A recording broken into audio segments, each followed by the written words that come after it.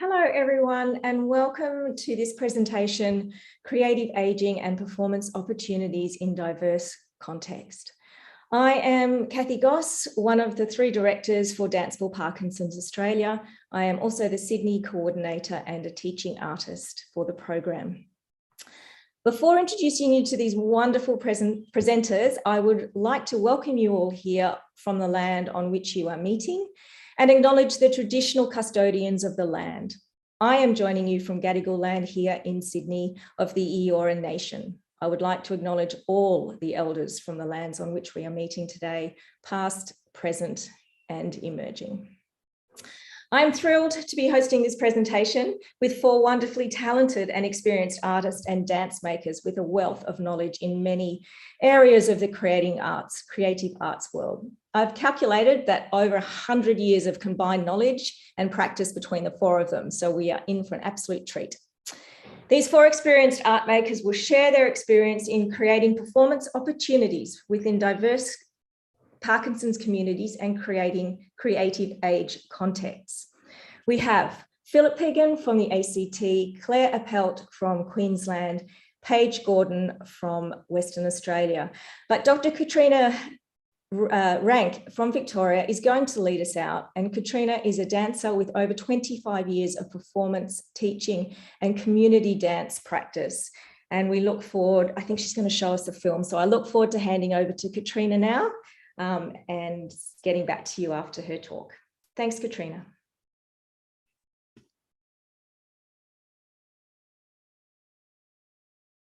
Unmute myself. Hello, can you hear me now? Just your camera on, Katrina. Oh, okay. Hang on a minute. Technical problem. And she appears. Hey, I'm Katrina, and what I wanted to present for you today was Stupendous, which is a film that Paris Wages and Andrew Garton and I created in about 2018. It was with about 20 dancers with Parkinson's disease, and we really wanted to provide an opportunity, a creative and artistic opportunity for our dancers to see themselves as dancers and to really get the excitement of performance.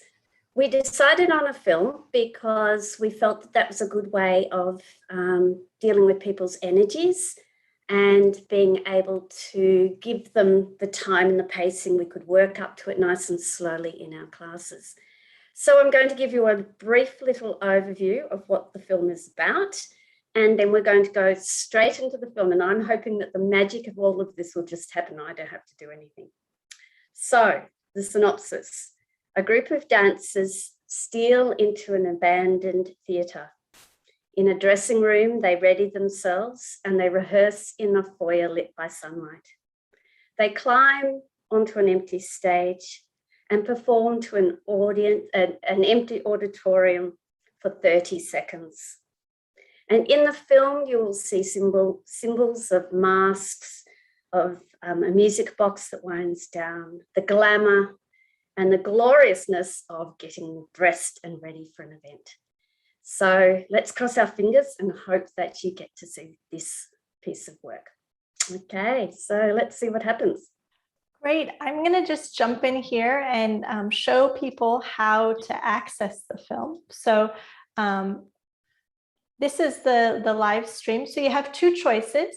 We're going to play it right now in the live stream, or if you go over to this resources button, you can press play and watch the film on your own if that's a better quality for you. So we'll go ahead and start it off.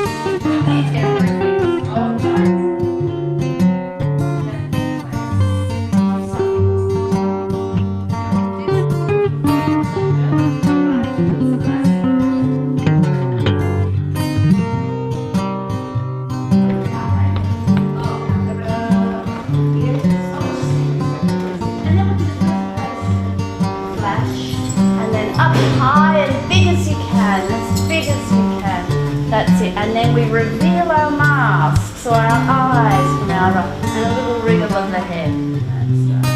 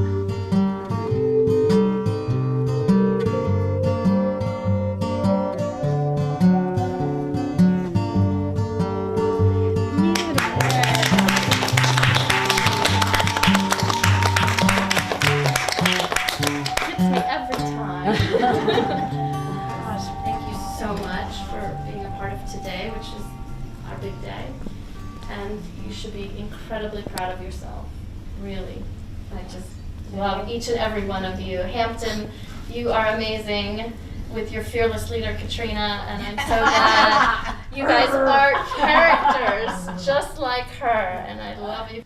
Oh, we have to do it again.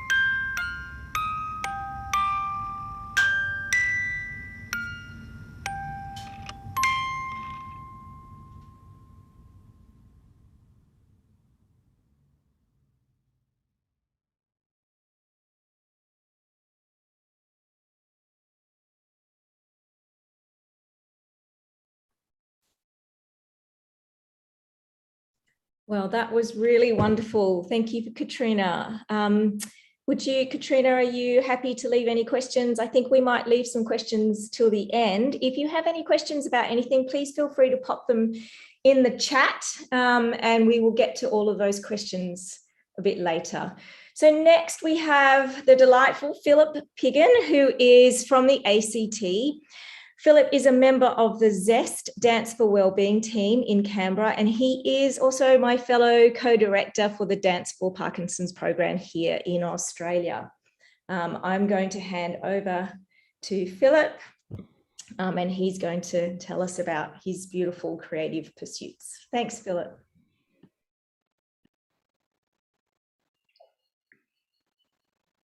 Great, thank you so much, Kathy, and thank you so much, Katrina. What a stunning work. I think I need to go to Melbourne and dance with you all. That was just beautiful. Thank you. Hello, everybody, and sincere thanks for being with us today. I would like to acknowledge the traditional custodians of Ngunnawal country in southern New South Wales, from where I'm now speaking, and I pay my respects to their elders past, present and emerging. Some background to the program here in the ACT. I initiated and have managed the Dance for Parkinson's program here in the ACT, commencing in 2013, following attendance at Australia's first training program in Sydney, led by the very brilliant director David Leventhal and very ably supported by our very own wonderful Erica Rose.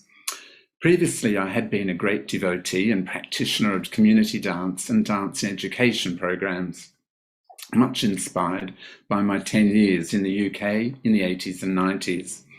However, this new opportunity to work with people with Parkinson's ticked all the boxes for me and for some new creative challenges and opportunities. Performances, are you sure? The next thing to talk about. In the first years of delivering the program, my expectations were, let's not do any performance for at least a year or so until the group settles and feels confident to do so. Famous last words. Erica Rose, perhaps you might put on the first image, please. Within a year, we were invited to perform at a number of Parkinson's events around town. This included the annual World Parkinson's Day event and the biannual fundraiser, A Walk in the Park, both on the foreshore of our beautiful Lake Burley Griffin. You'll see us there, one of the most glorious stages in Canberra, I think. With perhaps a lack of performance experience, but much group enthusiasm, I wanted to keep the event as low-key and stress-free as possible, so decided for an open class experience. Essentially, we were performing a number of dances from our growing repertoire of exercises. These occurred in the round as per our class format, and so we could watch each other, ensure the group was fully supported. These gigs were attended by the Parkinson's community and their supporters, so it felt like a safe and appropriate first step for us. I was then most fortunate to undertake a Churchill-funded trip in 2015 to extend my training. During this 10 weeks, I attended a wide range of classes and courses with many fabulous practitioners in the USA and the UK. When with the Brooklyn group, which is based at the Mark Morris Dance Company's base, I was privileged to observe this large and established dance group present an hour-long concert, the Allegro Project, with works created specifically for them by their respective teachers, plus adapted repertoire from the Mark Morris Company. It was packed out and concluded with a standing ovation and many a tear-filled eye. The seed was sown for something far more serious back home. So, on my return to Canberra, and with my growing confidence and treasured dance colleague Jane Ingle, who runs the class in South Canberra, we presented Capturing Grace at Belconnen Arts Centre, where I worked as a creative programs officer. Our two dance groups combined for the performance. I gave a short presentation on my fellowship travels, and we screened the stunning Capturing Grace, a powerful film about the very first performance of the Brooklyn Parkinson's group some years ago. It was a deeply moving event. Watch the film if you can, and it's listed on the resource library, or will be soon. Group feedback was most positive. It seems the inner show pony was unleashed. Performance opportunities have continued to present themselves, both as part of the Parkinson's events and beyond those. We have since performed at the National Museum of Australia, the National Library, both Belconnen and Tuggeranong Arts Centres, frequently on the shores of Lake Burley Griffin, at Majors Creek Festival, the Dance Science Conference in Sydney, and the Bold Festival. Indeed, perhaps a wonderful fringe benefit of life here in chilly Canberra is the access to our many national and local cultural institutions who take their community relationships seriously. Of particular significance were two events I'd like to briefly share with you. And perhaps, Eric Rose, if you could show the second slide, please. With Canberra Dance Theatre's Gold Company, under the directorship of Liz Lee, we were part of a major dance performance titled Great Sport. This was performed at the National Museum of Australia, celebrating the role of sport in Australian culture. Jane and I created a 7-minute work with the group. I used to run marathons. How fabulous to have this acknowledged when Great Sport won the Community Dance section at the 2018 Australian Dance Awards. We repeated this performance then in Sydney later on that year at the Riverside Theatre. Yes, our first interstate tour, and self-funded. Exhausted and exhilarated, we returned home, and of course, they wanted to know when was our next tour.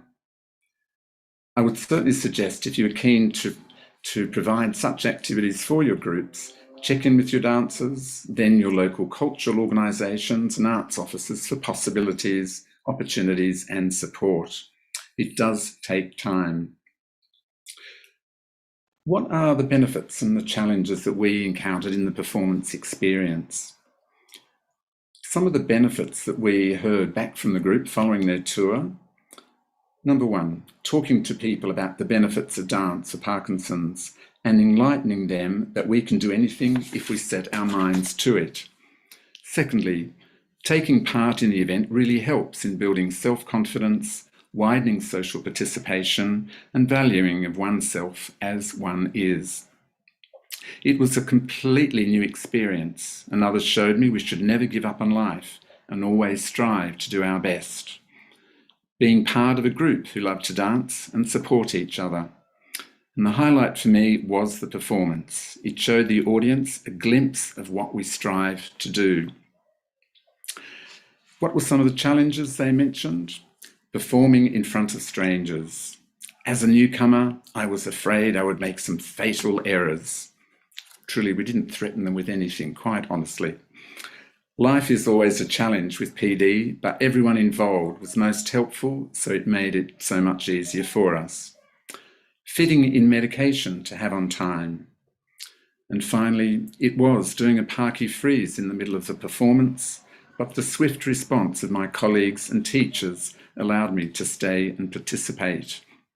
And here's an image you'll see at the moment of our performance at Parramatta Riverside as part of the Gold Festival. Very, very moving experience with the full gamut of theatrical lights and staging. I guess from our experience, points I would invite you to think about if you are contemplating doing some serious, significant performance with your group. How appropriate, relevant and realistic is the performance offer for the group? And of course, most importantly, ask them, what is their preference? Ensure all the details are well understood before the event so people can make a well-informed decision.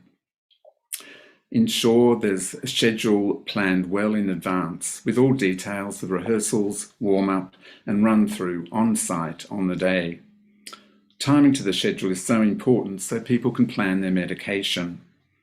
Allow heaps of time to accommodate the many surprises and delays and challenges of the day. Can individuals in fact decide on the day whether or not they are able to perform? Very importantly, keep the day calm, unhurried and stress-free, and invite the media. As we know, dance is a fabulously visual medium and a great opportunity to shamelessly promote your work. Just briefly, some choreographic considerations and questions. We always invited the group suggestions of themes, music, movement, costumes, etc. And in fact, the next slide, please, Erica Rose, is a beautiful encapsulation of this. They suggested "We Will Rock You, Please," inspired by the film Queen that had just come out with all those glorious Freddie Mercury songs. That inspired our next performance, taking place at the National Library. Here they are in full regalia. Can it be done seated or standing? We always accommodate both opportunities. If someone is unable to attend on the day, what is the impact on the whole group? Can the work accommodate someone freezing mid-performance? Consider a combination of both set and improvised sections. And can you provide strategically located guide persons for the performance to support the dancers throughout the work? And to what level of polish do we aspire? Without doubt, though, it creates a wonderful choreographic challenge. And this last work was created by two of my colleagues and was an absolute crowd winner. Finally, some of the surprises that I guess have come out of our performance journey. Much of this was made possible as our Dance Wellbeing Program received 3 years funding from ACT Health, commencing in 2016. This enabled us to firmly embed the Dance and Wellbeing Program into the ACT, catering for people with Parkinson's, plus classes for people with a range of other chronic conditions. We have developed strong working relationships with health and other cultural organisations across town. We have a constant stream of visitors to class, students from our University of Canberra and the Australian National University, health and dance practitioners from Australia and overseas, as well as family and friends. Have a fantastic team of co-teachers. It is such a team effort. Thank you so much to them. I now have a whole new group of dancing friends, and of course they are teaching me far more than I am teaching them, without doubt. This year, interestingly, the program was given to the teaching artists to manage and run themselves. So now rebranded as Zest, Dance for Wellbeing, and perhaps we'll put that link onto the website as well, our resource library, we continue to provide a major focus of weekly classes and exercise for our community and performances when COVID permits. To conclude, being part of the Dance for Parkinson's program has certainly been a highlight of my career. I'm very, very indebted to my many Dance for Parkinson's colleagues and friends here in Canberra, across Australia and across the world, in fact, and to the committed dancers in the program. They've made it a most fascinating and fabulous journey. Thank you so much. Thanks, Kathy. Great, Philip. Wow, that was fantastic. I was lucky enough to see your beautiful performance out at the Riverside Theatre, and I can absolutely wholeheartedly endorse. It was just so moving and so beautiful. Great considerations too there if you're thinking of performance work, and what, some great tips. Thank you, Philip, about considering the holistic approach to that. Right, next off, we have the gorgeous Paige Gordon from Western Australia. Paige is based in WA and is an artist with 30 years history of dance making in Australia. For the past 15 years, her dance practice has been focused on dance in health projects and creating ways to share the benefits of dance and performance with her community. Paige is going to tell us a little bit about the Wingspan project, and I will hand over to Paige to tell you all about that. Thank you, Paige.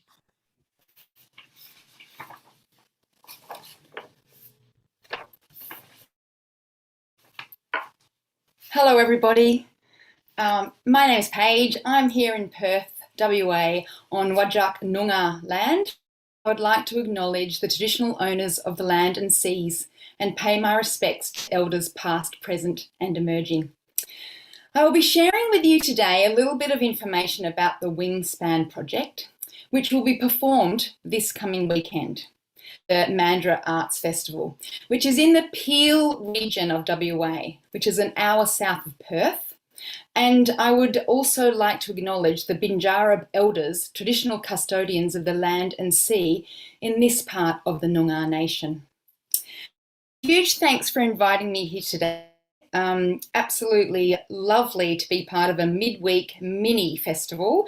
And I just would really like to the Dance for Parkinson's Australia team, Erica Rose, Philip, Kathy, and all of the supporting staff that have been instrumental in putting this together. It's an absolute delight, and I'm really, really happy to be here. So Wingspan is a seated dance performance, as I've just mentioned, and it is yet to be performed. So I'm here now talking to you really right in the creative process. We've done 2 community rehearsals the last 2 Sundays, and we're in production week, and I can just feel the momentum coming with the number of emails that are coming to me from the participants. So I'm just going to give you a little bit of insight on the process so far. And I just want to say that this performance opportunity has come out of the seated dance classes that I've been teaching down at Mandurah for the last, well, since March. I mean, with the COVID, we haven't experienced the intense lockdowns that other states have. So in some ways there's been life as normal, but classes have been going on, and in the Mandurah area, there's been a really lovely kind of uptake of seated dance classes from the people with Parkinson's, but also MS, seniors and people with low mobility. So it's been a lovely experience and performance project to build on. So the creative process started a few months ago when I was successful in securing a grant from the City of Mandurah, because they were looking for a community dance performance which was immersive, which would engage members of the community and was inclusive. So I pitched this idea about the shore and water birds of the Mandurah estuary. So I'm just going to share my screen so you can see some of the images. Just bear with me.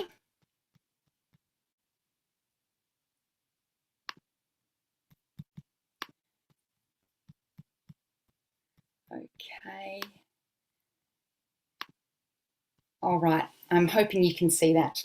Okay, so as I said, the work Wingspan celebrates the shore and water birds of the Mandurah estuary. So the thing about the Mandurah Peel area is got immense wildlife around it. It's beautiful. It's known for its wildlife, migratory birds nesting, and I was able to capture that in the choreography. Obviously, the images of birds and bird life and flying are wonderfully rich resources to draw movement from. So I was able to work that into the choreography, and I also worked really closely with a composer, a local composer, Claire Pannell, and she was able to use bird sounds from the local area. She was recording bird sounds from the local area, as well as the sounds of water and waves. So I've got a little bit of her music here, so I'd like to play that while I continue to talk a little bit about it.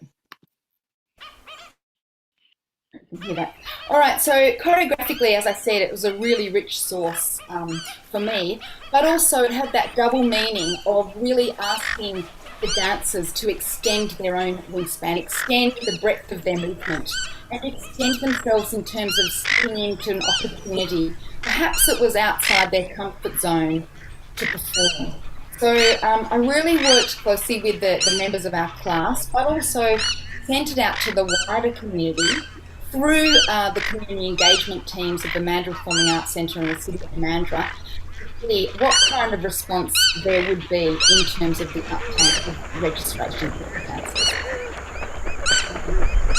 So, as I said, it was open to all members of the community, and it was a great way to cast the net wide, so to speak, and really invite people to be a part of their own festival. So the steps of the process were registering, then people were sent a link.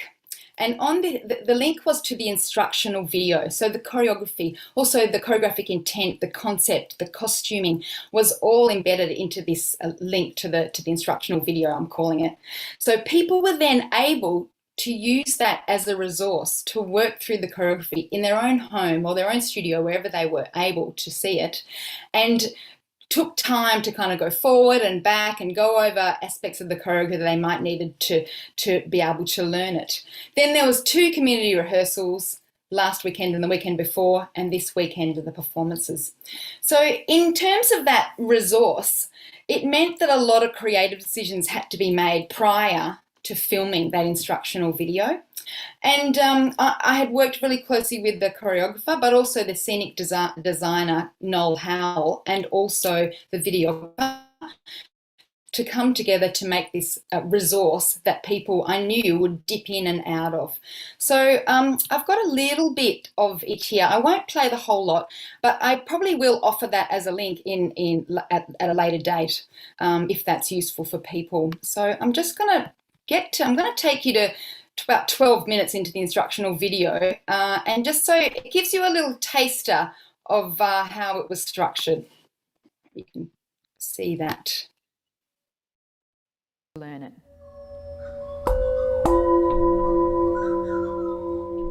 Now we've worked on the choreography, let's do it together with the sound score. I'd like to introduce you to Ella. She's going to be one of the dancer guides that will be with us as part of the performance. So let's put Claire's music on and let's do all the sections together.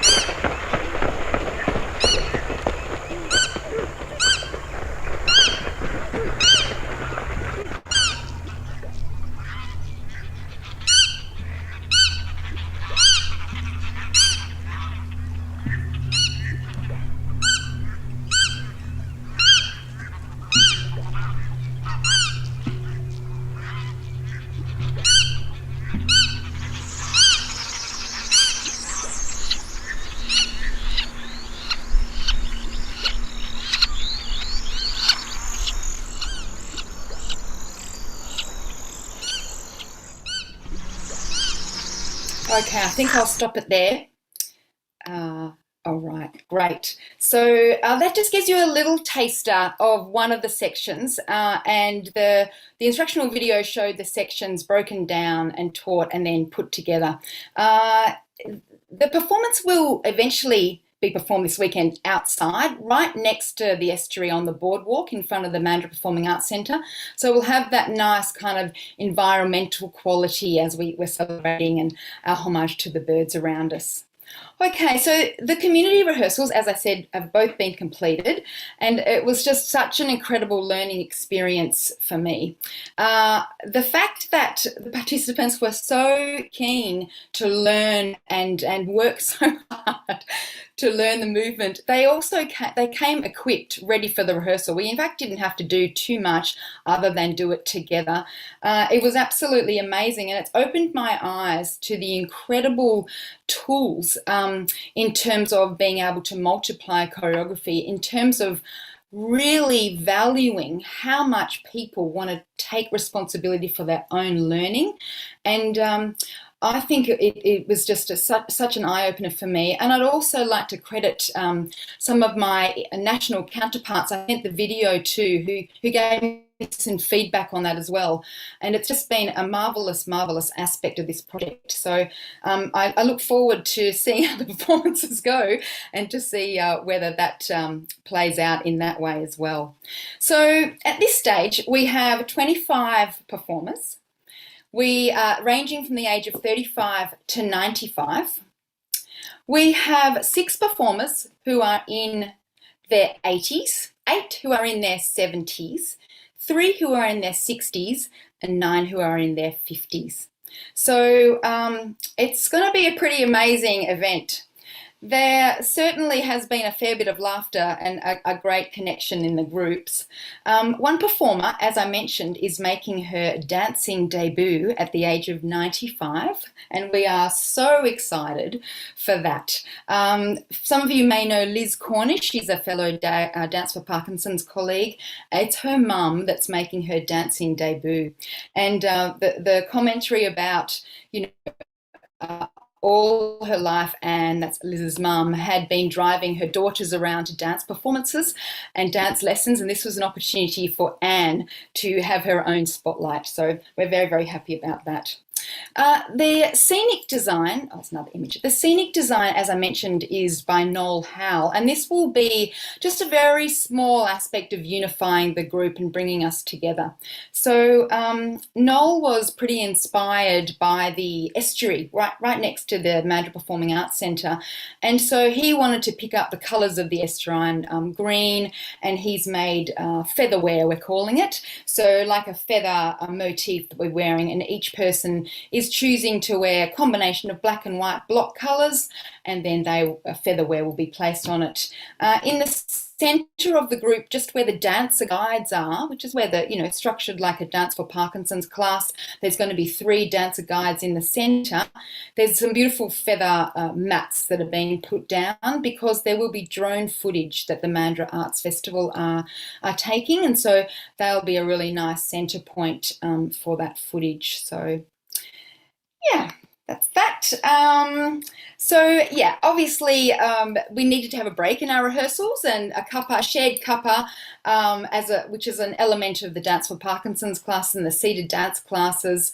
That was a really, really important way to build connection with the kind of group of strangers, really, as we all embark on this project of performing next weekend. So yeah, we're looking forward to it. It'd be great to get a great understanding of the evaluation and feedback from participants on the other side of these performances. I'll let you know how they go. We're really excited that the performance will be visible to anyone that's going to be walking around the area. The festival, there's lots of other events on, and we're really excited just to be a small part of that, and yeah, we're really happy. And I'll just leave you with one little question that I've been pondering as I've done this process, and certainly over the last few years. With all the global research, the training, the methodology, the expertise, the phenomenal teachers, the phenomenal performance makers, is seated dance becoming potentially a genre in its own right? I'll assert that it is, and I look forward to discussing that with you. Hopefully I'll speak to you again on the other side of the performances. Thank you.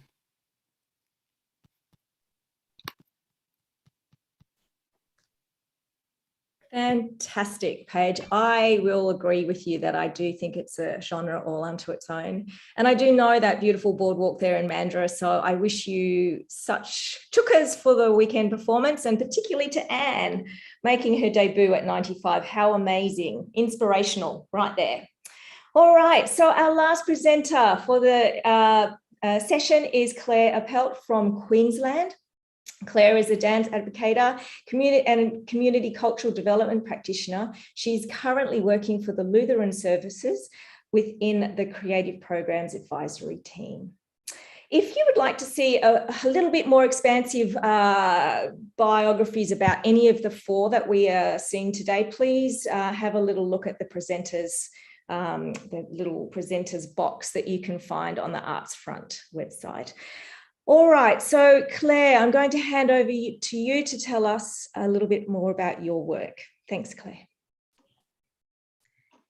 Thanks, Catherine. Can everyone see me? And yes, okay, good. So I just wanted to acknowledge the traditional custodians of the land that I am working on and acknowledge their elders past and present and emerging. So I'm on Yagara and Turrbal land. And I suppose I work across Southeast Queensland, so I can't remember all the groups right now, but I want to acknowledge their elders past, present and emerging as well. So I'm here to talk about the amazing project, If Only I Could.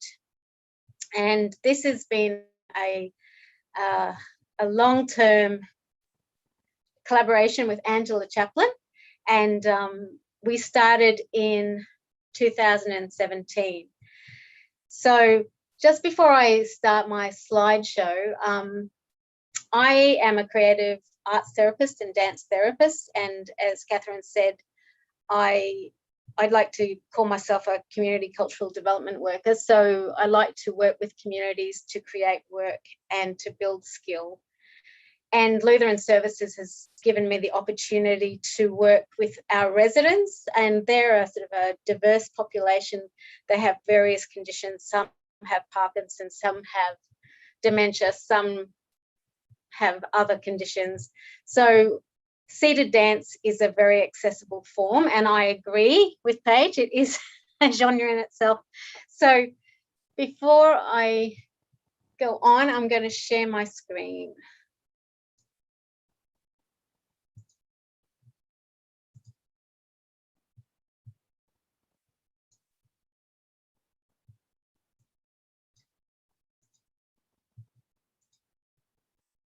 Here we go, just let me know. So we have just done an amazing performance at Laidley. The If Only I Could, we performed on the 1st of October. We were supposed to perform at QPAC, but COVID prevented us doing that.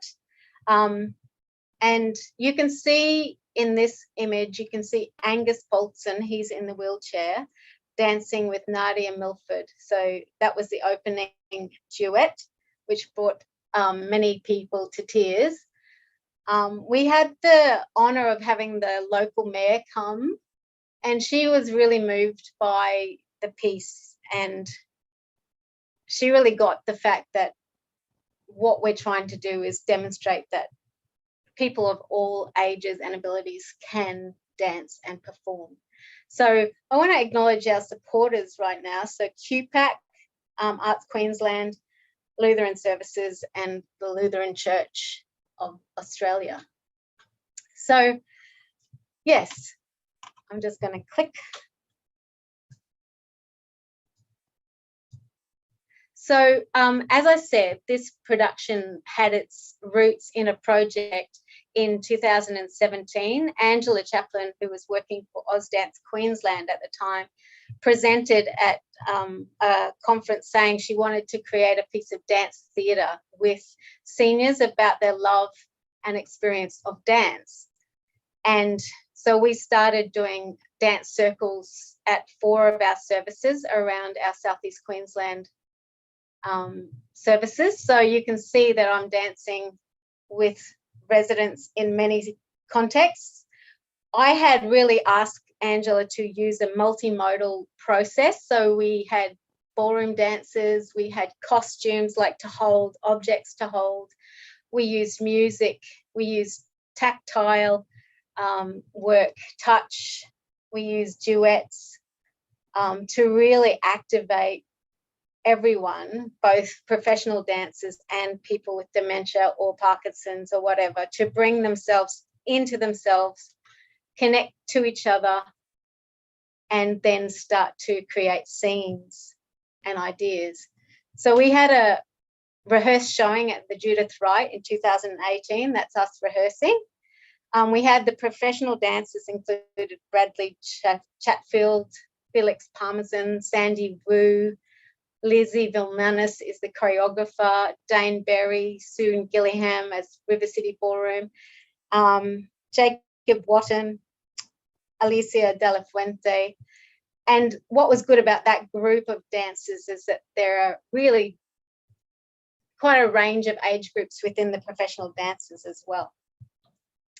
So in terms of how we worked with the residents, we wanted to create an open structure for the workshops. So we created a lot of rapport. We spent many weeks dancing with and creating with. So we used music, as I said, touch, object handling, video, to bring memory or ourselves into the present or to explore the past. And then what we realized that our cast was so, well, we didn't know who was going to run with us over the years of funding structures. So we needed an open structure so that whoever is still with us by the time we get to the stage, we can allow the moment of creation, or creation in the moment, I should say. And that has really worked for us. And it's a process that we keep using at Lutheran Services as well. So in this current performance, we had 7 residents at Tabeel in Laidley commit wholeheartedly to the process.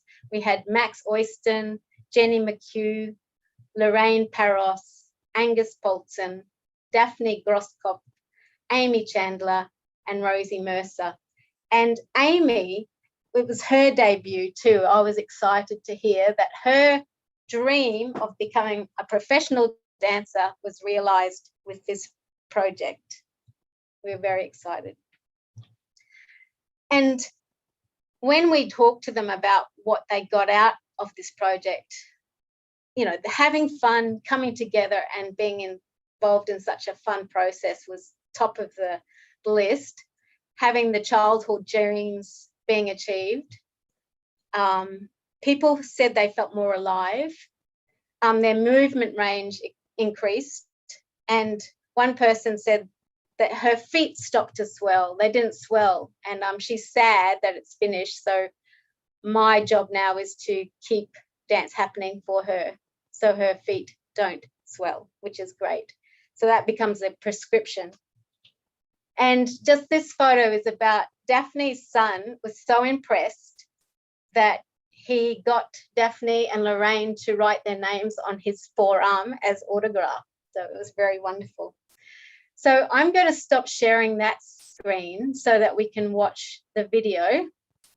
Maybe, Erica, do you have that video you can share through your platform?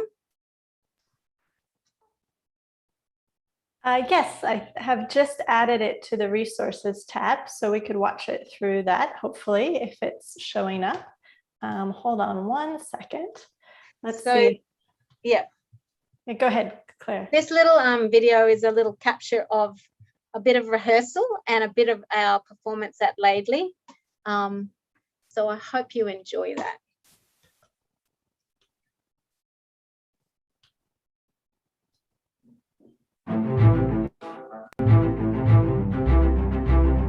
This is about working together. It's not going to be a cute little concert. It's going to be something very heartfelt, and it's going to show that trust and partnership between the dancers and the residents.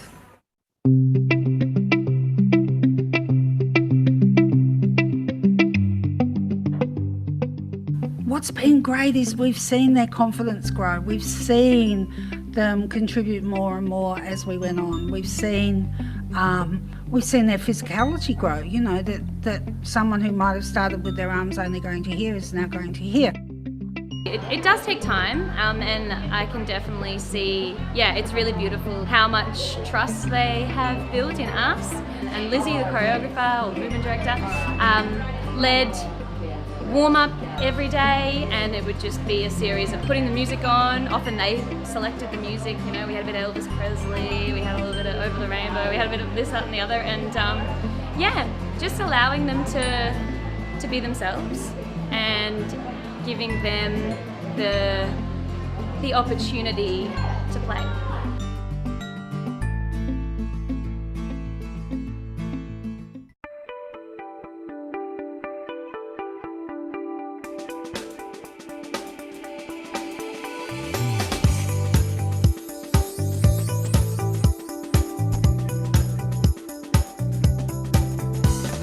I just cried the first song.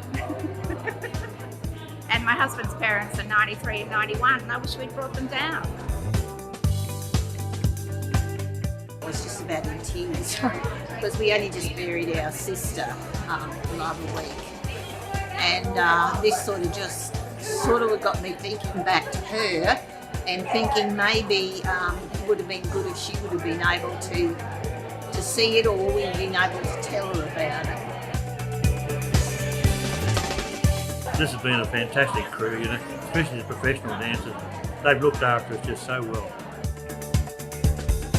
Life is never, linear. It can be a whole wave of experiences.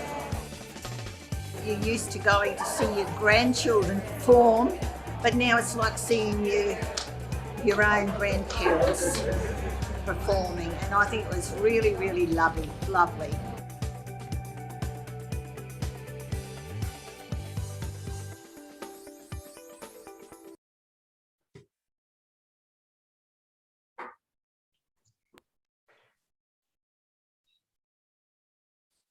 Wow, that was wonderful, Claire. So inspirational. Goodness gracious, what wonderful. I'm so full of ideas. Thank you so much, everyone. Perhaps we can take some questions if everyone would like to turn on their cameras.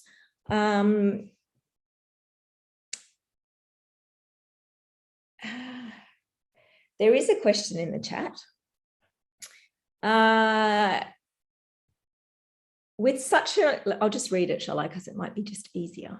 With such an amazing group of project in this session and throughout the day and tomorrow. Oh, I see. No, is that not perhaps for how do we work better together to promote these amazing opportunities for communities and audience? That's a really great question. Sorry, I fudged over that one. Would you like me to read it again?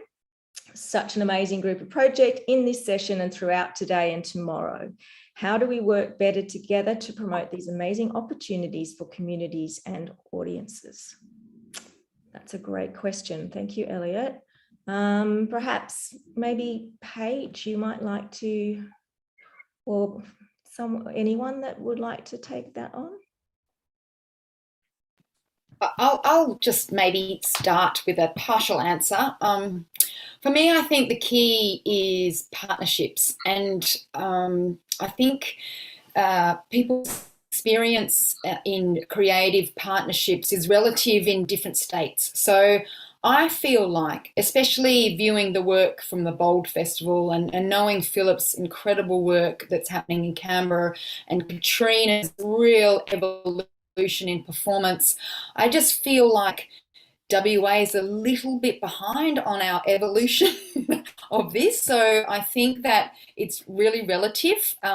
I feel like I have to spend a fair bit of time in educating, advocating, really bringing people along in this incredible journey, because once they get on the journey and once they understand how amazing seated dance is, for example, they are true pioneers and true believers. But I feel like it's relative to different states, and I feel like it's everyone's on a different pathway. Yeah, absolutely. Anyone else, the other three, Katrina or Claire? Philip, would you like to add anything to that? I can add a little bit, but like you say, it really is very relative, isn't it? And I think all the ways that everybody's working is really relevant and valid and valuable. There's so many, like all the different options work. It's just that there are different ways of going about doing it. Sometimes it's just that an opportunity arises and you go, okay, yeah, I'll do it. Let me grab the team, or yes, I'll do it and I'll worry about the team later. Or, or the community decide that they want to do something. So it really is a bit of a mixed bag. I find that one of the most difficult things is applying for funding. I mean, I'm relatively successful at it, but only really small grants, really. I just have to get lots and lots of really small grants to do things. And then it becomes a highly administrative role as well as a creative one. Fortunately, the creative one is so great and so much fun and so rewarding that it's worth it. But yeah, and you're always learning. Like, I'm always finding that oh gosh, I miss doing that thing. How could I have been so stupid to have forgotten that thing? And I'll be specific here. We just launched this film called Firebird, and Liz Lee from Bold said, "Have you done audio descriptions?"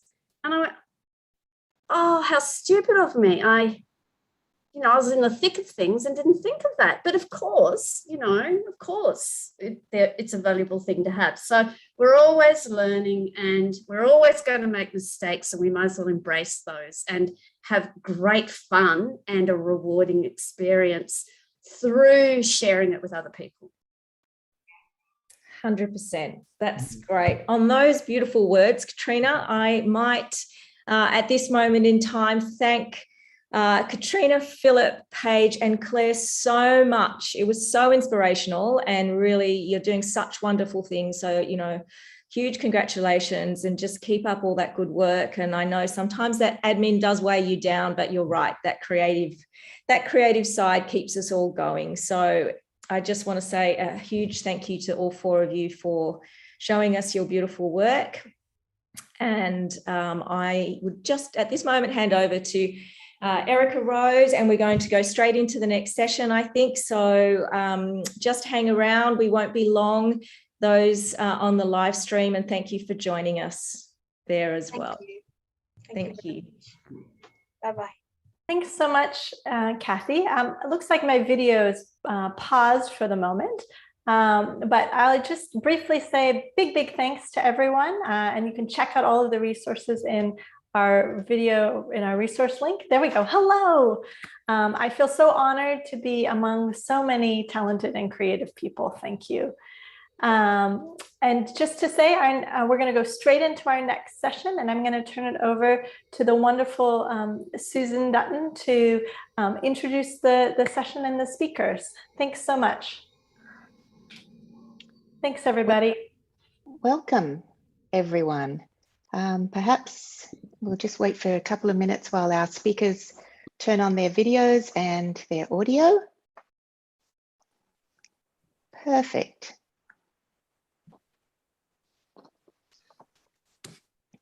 Hello, everybody, and welcome to the session, Research and Clinical Perspectives, Creative Activities and Parkinson's.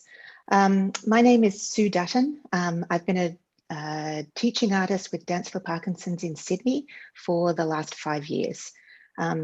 Before we go any further, I would like to acknowledge the traditional owners of all the lands we are joining from today. I'm joining from Wiradjuri country in central New South Wales. I want to pay my respects to their elders, past, present, and emerging, and acknowledge Indigenous and First Nations participants who are joining us today. Firstly, let me just mention that the session is 1 hour and 15 minutes long. We will break towards the end for approximately 5 minutes or so to take questions. The chat function is open and being monitored. So if you would like to make any comments or feedback or ask a question, please just use the chat function and we can take your questions for the end. I'm really looking forward to this session today, where we will be exploring recent research on the role of creative activities and living with Parkinson's disease. We have an amazing lineup for you, and I'm just going to introduce them very briefly, and then I'll be handing them over to start the presentations. So firstly, we have Professor Graham Kerr, who is the Professor of the School of Exercise and Nutrition Sciences at QUT. His research interests involve posture, balance, gait, and falls in older people, and the relationship to neurological disease. Our second speaker will be Dr. TJ Legrand. He is a neurologist currently researching functional movement disorders, I believe at the Princess Alexandra Hospital in Brisbane. Our third speaker is Camilla Pinto, and she has a dance and physiotherapy background. She has subsequently been investigating neurorehabilitation strategies for people with Parkinson's. And then finally, Dr. Nadisha Kalyani, who is a senior lecturer in physiotherapy with research interests in neurological physiotherapy and biomechanics. So that is our lineup for this afternoon. We have lots to cover. I'm going to hand it straight over to Professor Kerr. Thank you, Sue. Good to see everybody. So I'm just about to launch my talk now and share my screen, which hopefully everybody can see. Lovely to see Nadisha and Camilla and Chiek as well. Good to see you. Okay.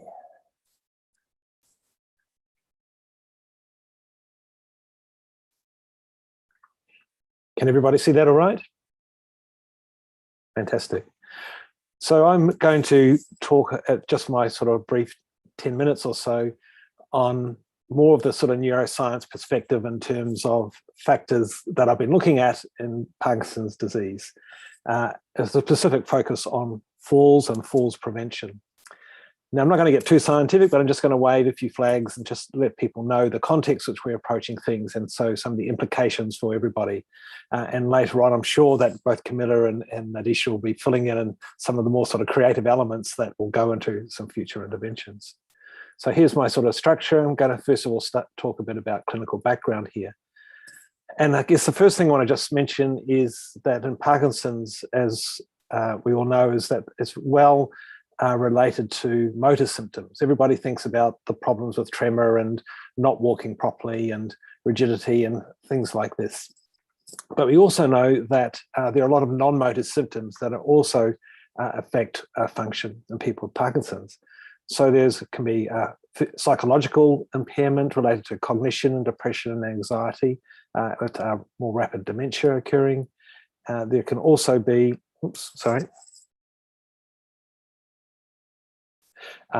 problems in cognitive and executive function.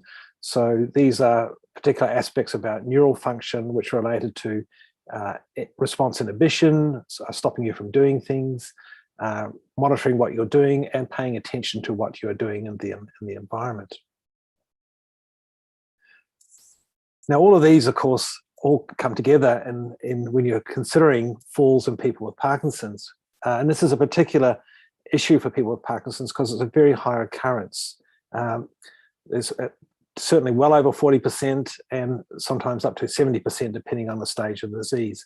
It's the most common occurrence for people who are admitted to emergency rooms, and it's also the largest contributor to healthcare costs in Parkinson's.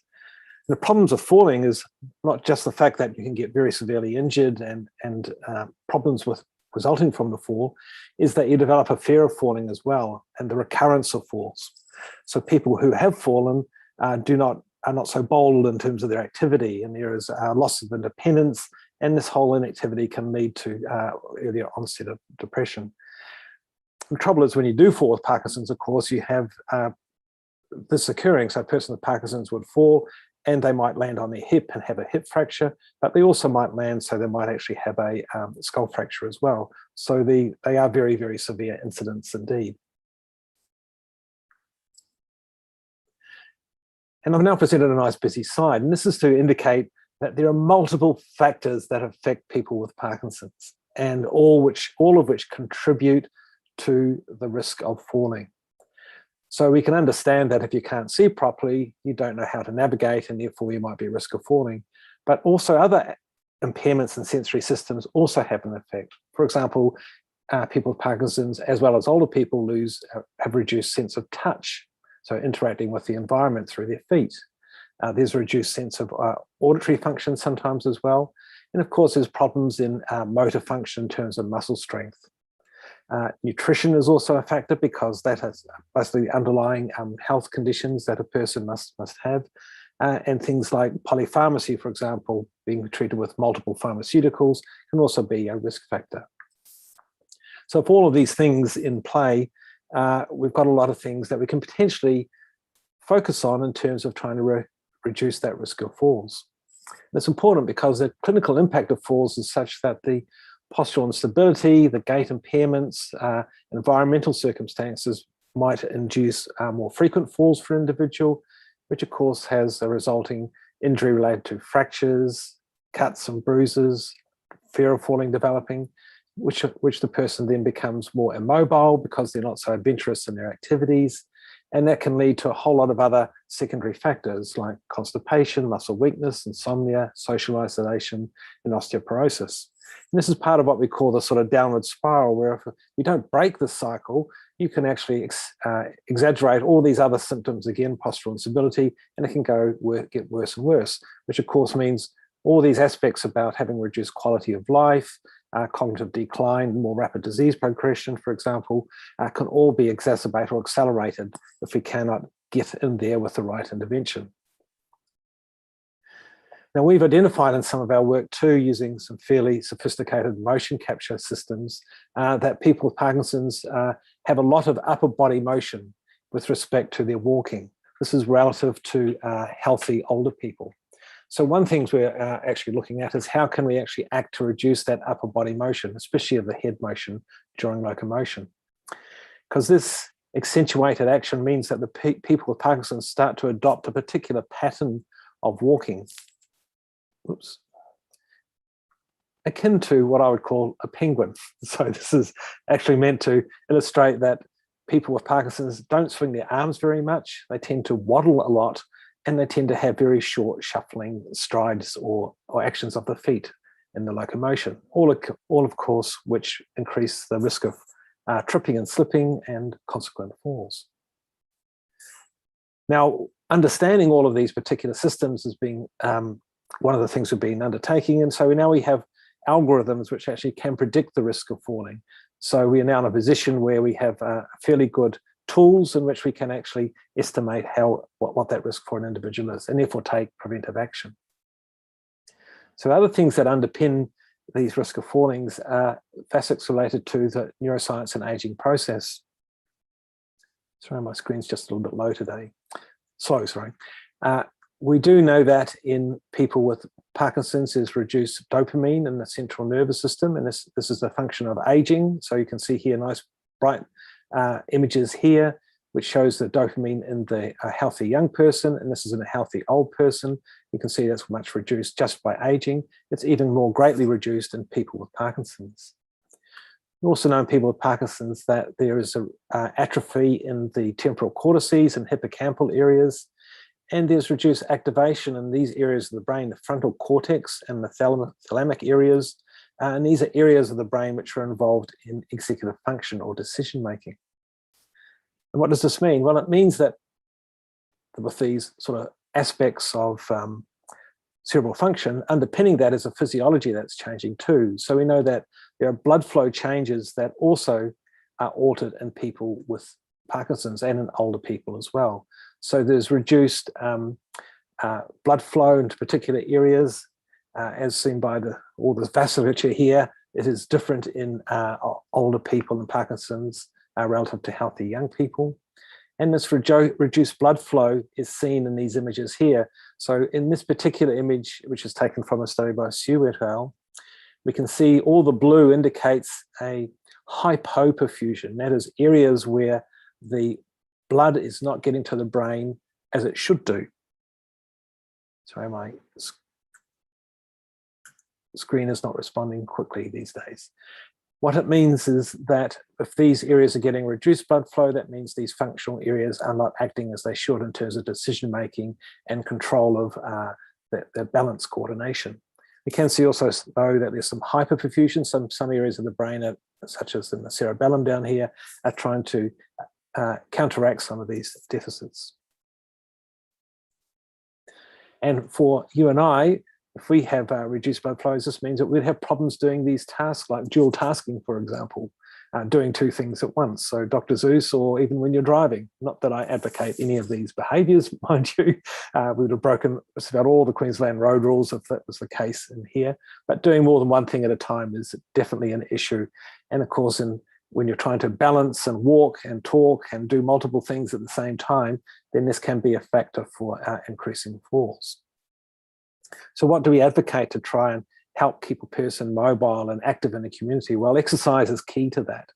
And of course, you can go to the gym and you can go and lift heavy weights, like this older woman here is doing, who's lifting 153 pounds, a weight I could never, ever manage to do myself. But that resistance training is really important for maintaining muscular strength, as also is aerobic exercise. That is where activity which increases the demand for oxygen. So you want to increase your heart rate and respiration rate. So all of these things are really important for people with Parkinson's to maintain.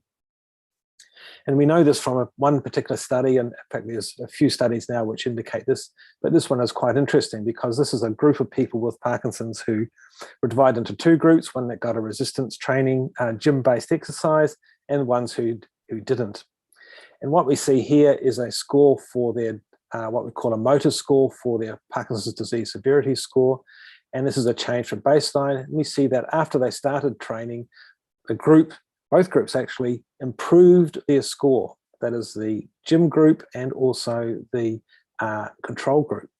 But after 6 months, differences started to emerge. So that those who started on who stayed in the resistance training group, they maintained a much lower score. That is, their motor symptoms were less severe than those who did not participate in that gymnasium session.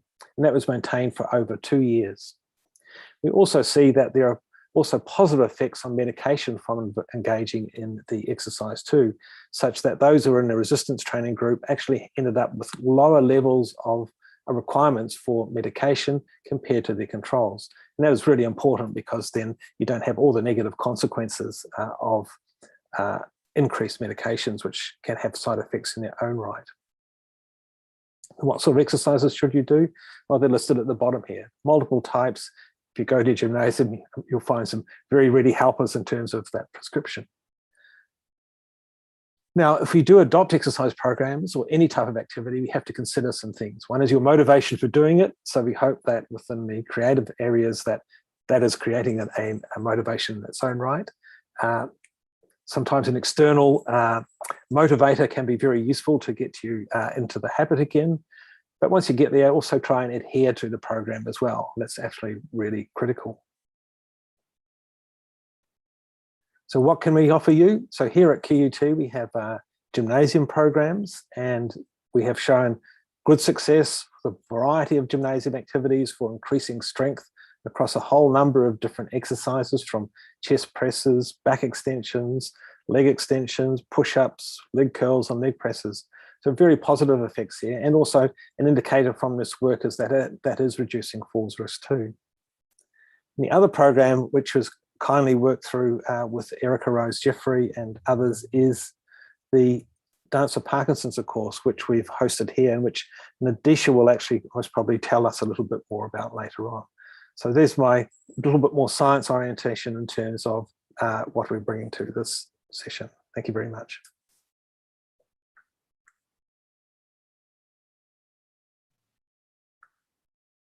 Thank you so much. That was really interesting. Can we hand over now to TJ, please?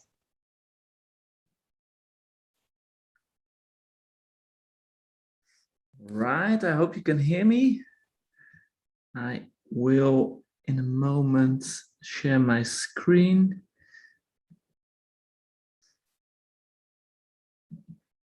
All right, so can you tell me if you can hear me and see my screen? Yes, we can. That's perfect. Thank you. Cool. Sue, thank you so much for the invitation to speak at this mini festival about. I actually, when I looked it up, I saw dancing in Parkinson's disease, and then I thought, well, I'm actually just started with my fellowship. I'm a Dutch neurologist, so that's the accent that you hear. And my Dutch name is Tjerk, but it's very hard to pronounce here in Australia. I discovered that after half an hour. And the spelling is T-jerk, which was also not so handy. So please call me TJ. Everybody does here. And I think that's far more easy. What I wanted to say is when I looked it up, I was invited by Graham to give you a small talk about research projects that we are currently doing in Parkinson's patients in PA Hospital, where I work.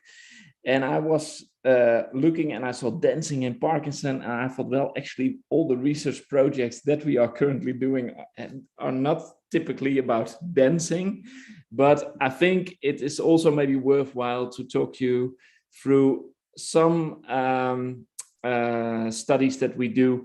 It's a little bit more therapeutic based research, but to give you some insight what is currently going on in therapeutical studies in PD. And at the end, I also try to make a connection to dancing, but you will see that in a few moments.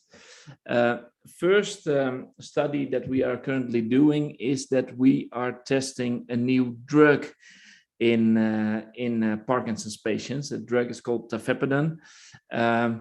I also have to warn you, all the studies I'm going to talk about are sponsored by pharmaceutical companies. I don't have any interest in any of those companies. I just came here as a fellow, but I think you also always have to take those projects also with a healthy portion of skepticism.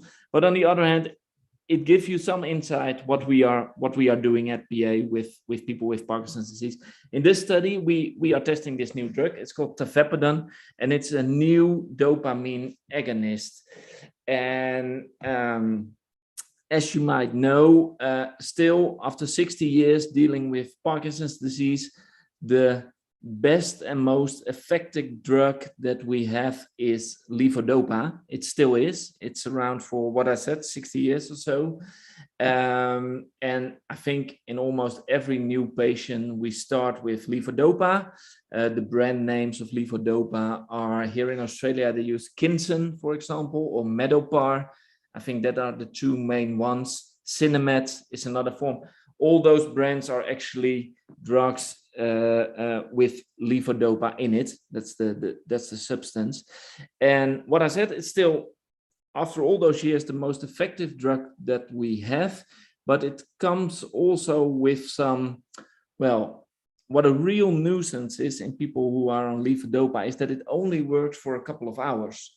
And in the beginning, for example, we start in a new patient, we start with levodopa 3 times a day, but after a couple of months or years, when the disease progresses, we see that we have to increase the dosage, or we have to increase the frequency. And another nuisance, of course, is when you have to take your medication 3 times a day. You always have to think about, I have to take my drugs with me. If you are still working, for example, or if you are dancing, you have to take your medication with you. And that's why they thought, well, can't we develop a drug that we only have to give our patient once a day? And that are actually the group of the dopamine agonists. And there are already a couple of dopamine agonists on the market. You have Cifrol, for example, which is pramipexole, or roticotine patches. And well, these drugs are also pretty effective in people with Parkinson's disease, but maybe not as effective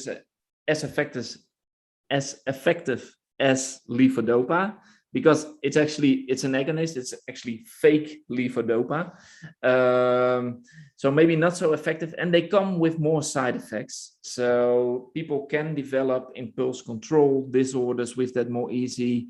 Nausea, vomiting is also more common in dopamine agonists. And what the company and what we hope to see in tafepidone, it's a new agonist, and it works different than the other ones who are already on the market. It works on different dopamine receptors in the brain. And hopefully this might be a new drug in the future that we can give to patients only once a day, for example, when they wake up, so they don't have to carry their medication with them the whole day, and that it comes with less side effects than the agonist that we already have. And actually now we're testing this drug in different patient groups. We're testing it in people with early stage Parkinson's disease who weren't on any dopamine therapy before. So actually that are the patients who come to our clinic and that we say, well, sorry, but we think this is Parkinson's disease and we want to start treatment. So maybe if you're keen to participate in this trial, we can trial this drug in you. There's one group of patients. Another group of patients is the patients who are already on levodopa therapy, but having these difficulties of they are already taking the medication, for example, 4 times a day, but it's still not enough. They wear off, so they have more motor symptoms at the end of their time interval between the medications. So they're getting more stiff and they think, well, maybe I should have my medication a little bit earlier already, and they have to increase to maybe 5 or 6 times a day. That is the second group of patients in which we're testing this new drug.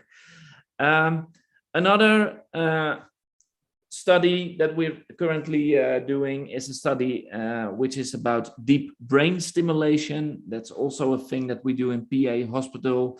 I think you probably all know that at a certain point when the medication might not be work enough anymore, we can go to advanced therapies in people with Parkinson's disease.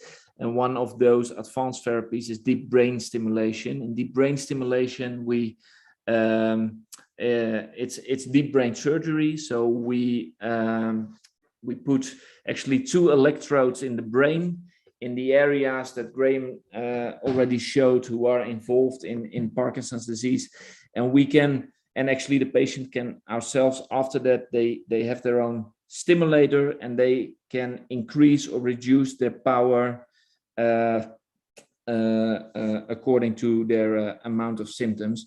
And I thought just showing you how effective deep brain surgery can be. This is a patient with young onset tremor dominant Parkinson's disease. Here you can see his resting tremor in both upper limbs. This is before he had deep brain surgery. See the tremor is a little bit worse on the right than on the left. It's also a little bit hypokinetic on both sides, also more on the right than on the left. And this is a video after the deep brain stimulation. And look, yeah, actually this morning we had another patient in which we did deep brain surgery. I'm still sometimes so surprised how effective this can be. Also, have to be cautious with that. Deep brain stimulation can help in people with Parkinson's disease, but it really depends on the subtype of Parkinson's disease that patients have.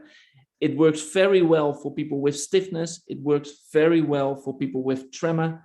Unfortunately, sometimes we get these questions with patients who have problems with, well, postural instability or freezing of gait, which Graham already mentioned as well.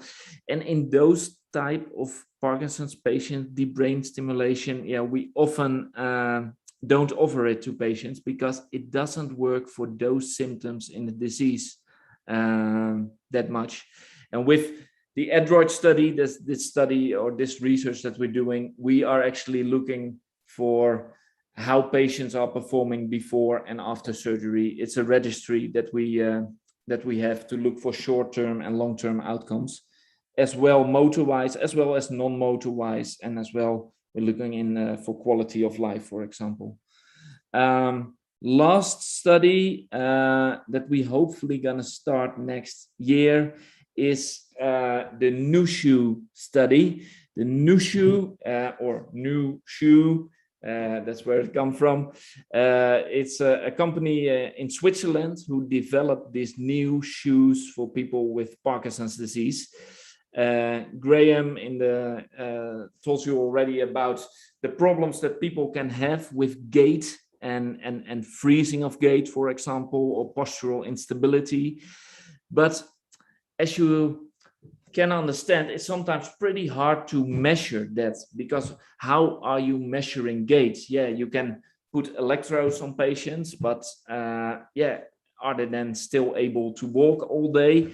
Or yeah, they can keep a diary about their episodes of freezing of gait. That's what we used to do. But yeah, to get real 24/7 data, this is probably a solution for in the future.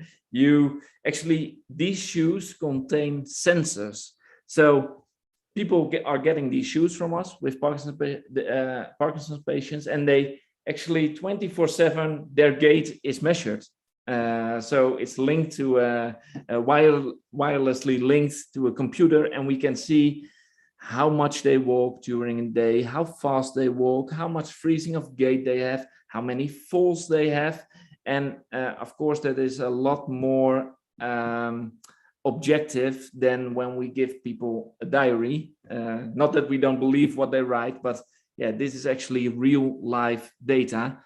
And what an other really cool feature is in this feature, as you might know, in people with freezing of gait in Parkinson's disease, sometimes cues can help. So some people, when they have a freezing of gait episode, they start counting, or they start raising their knees, and or when there are stripes on the ground, that can be a visual cue for get over that freezing of gait episode. What these shoes have is they not only having sensors in them, but they also have stimulation, sensory stimulators in them. So people also can experience when they, for example, when they have to raise their leg a little bit more, their right leg, they get a little, not a painful stimulus, but just a gentle stimulus to their right feet, exactly at the moment that they have to lift it, and then they can lift it maybe a little bit more. So really cool. And I think this is one of the things that might improve gait difficulties in the future. And as I promise you to make the link to maybe more dancing and creativity, I'm not gonna say that our Parkinson patients are, when with these shoes, that they are able to do this.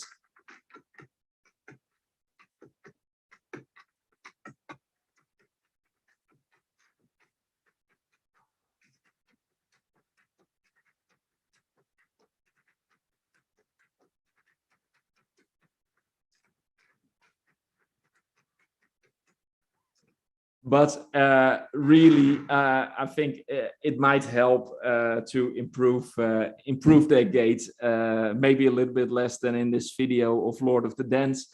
I can't promise you tap dancing in the future, but hopefully improve some of their gait problems.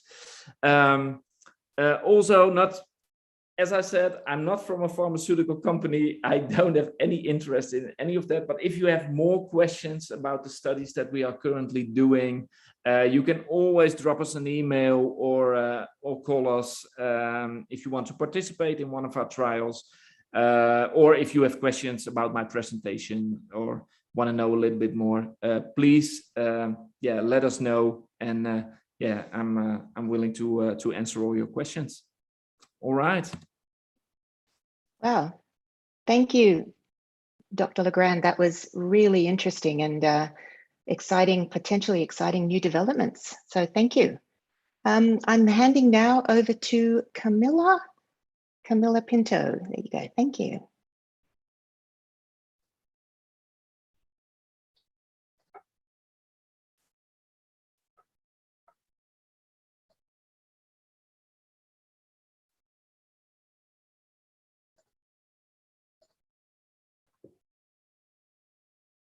Hello, good afternoon, I think, for you. Good morning for me.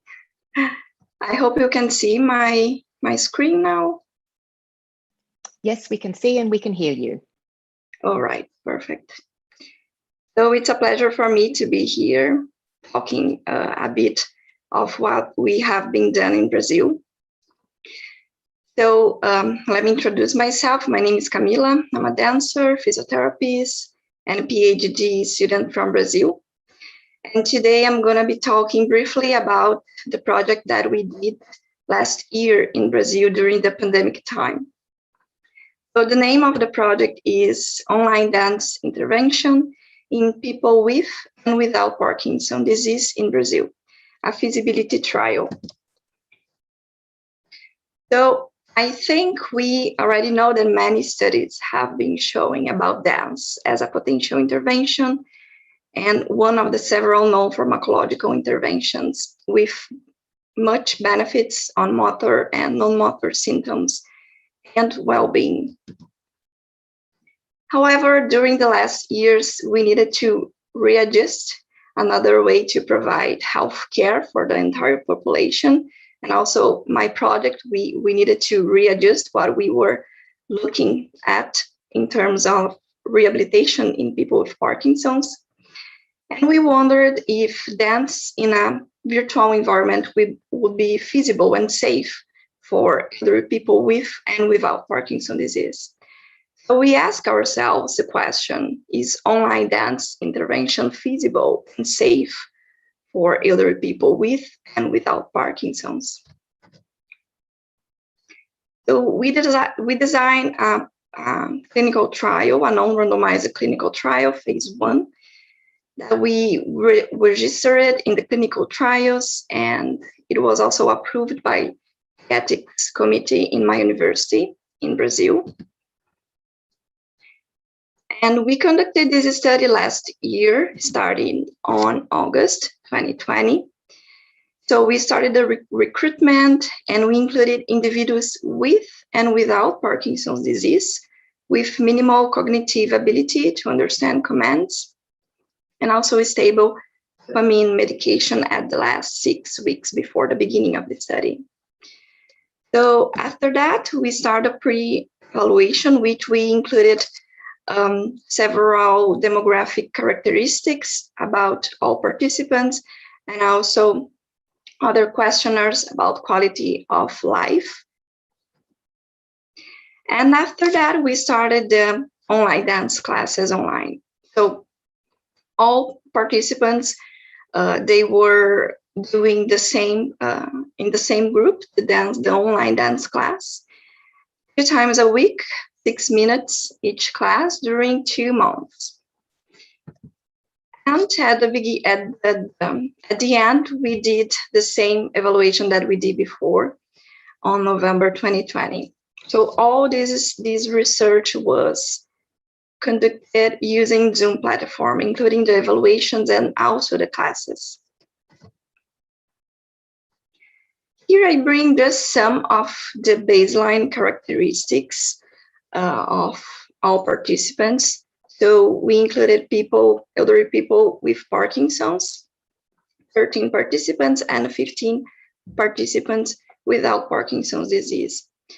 The mean age of all was around 70 years old.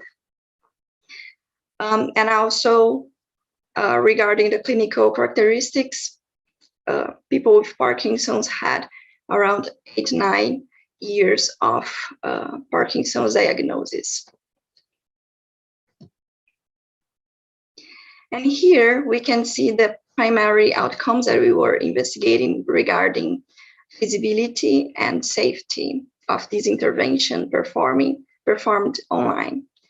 So participants were monitored regarding adherence, attendance, delay of more than 10 minutes, self-distractions, tech barriers, and safety.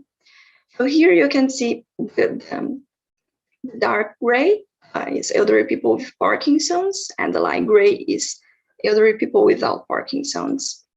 At the first figure, we can see the adherence on this program, which was 100% for both groups. So all of them completed the full intervention program. Next, the attendance, which is the number of class attended, was also high, around 90 and 88 for each group. Not much individuals attended late during the whole intervention regarding the delay. And also, we did not have much self-distractions during the classes as well, as they were performing the dance at their own home with their family and caregivers. We also identified tech barriers related to difficulties on accessing and managing the video conference platform, around 10% for both groups. We also observed internet problems, mainly reporting poor connection, and also a few problems with sound volume, but it was really low, around 2% for each group. So another important outcome that we were looking at was safety. And this protocol was 100% safety for both groups.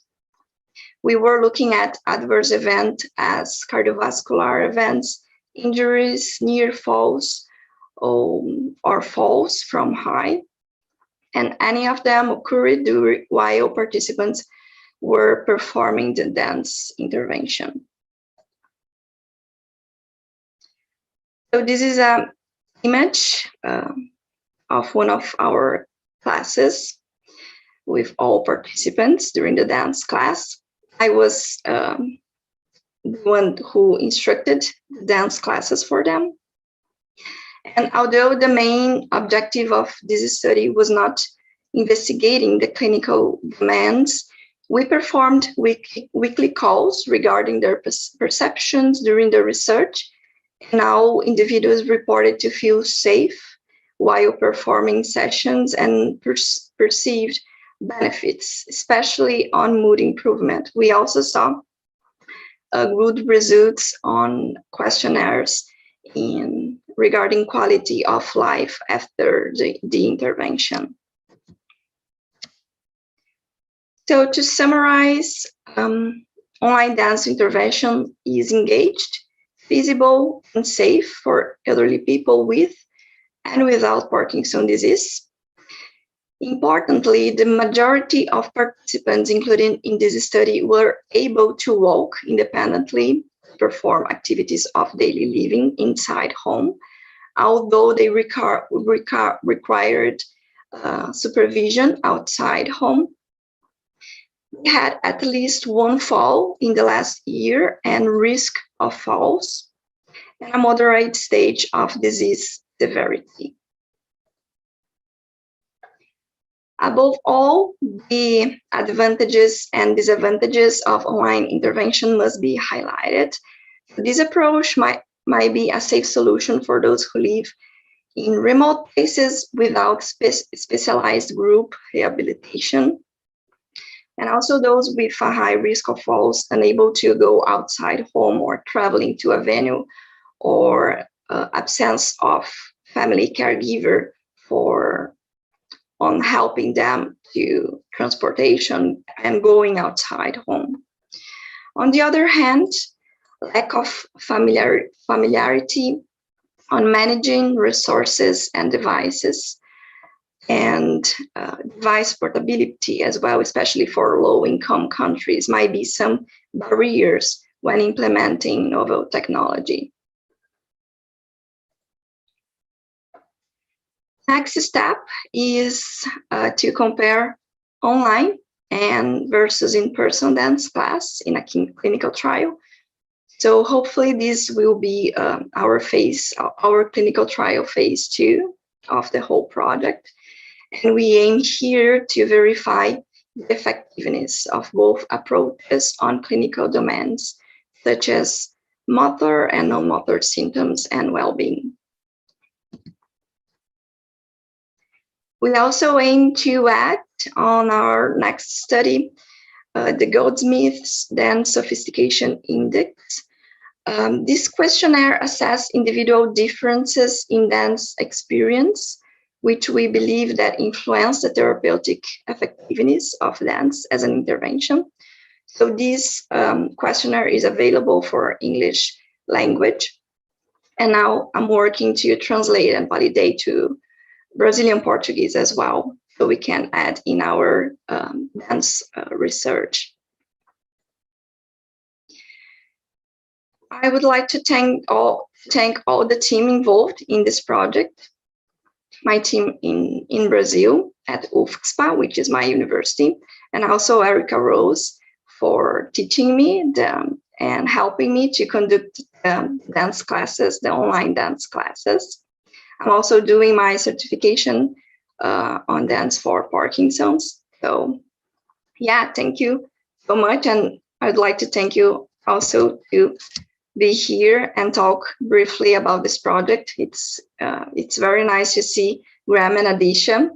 And I was visiting QT 2019, and the dance program was the first program that I saw, and it inspired me a lot to do this project and bring my dance background to the research academy as well.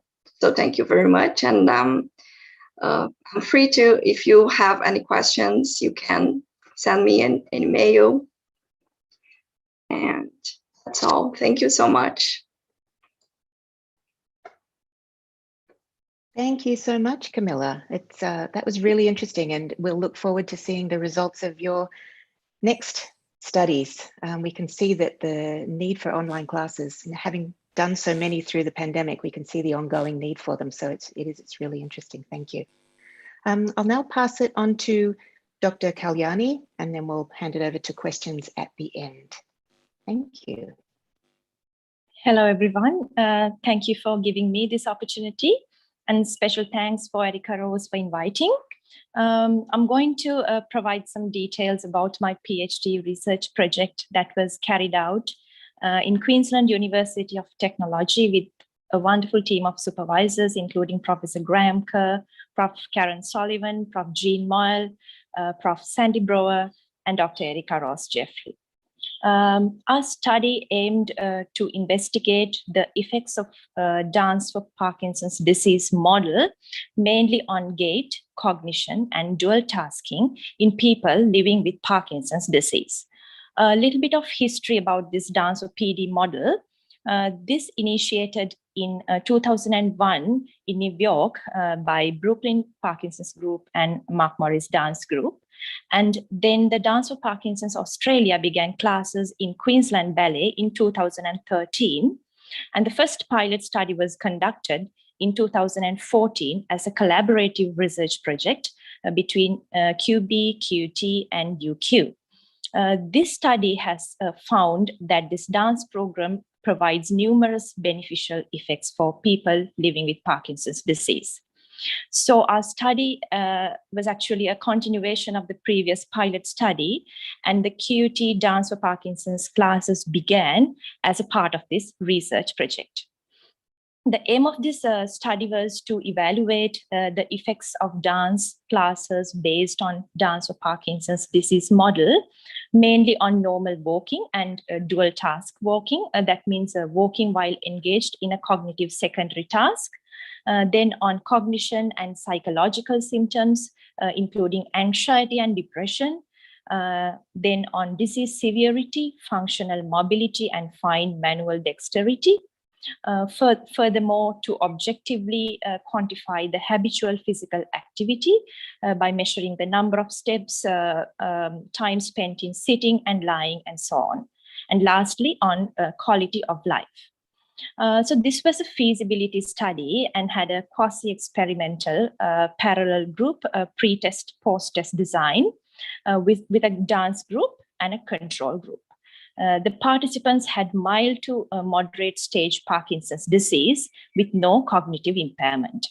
The dance group underwent twice a weekly classes for 12 weeks while undergoing their treatment as usual. And the control group just had their treatment as usual.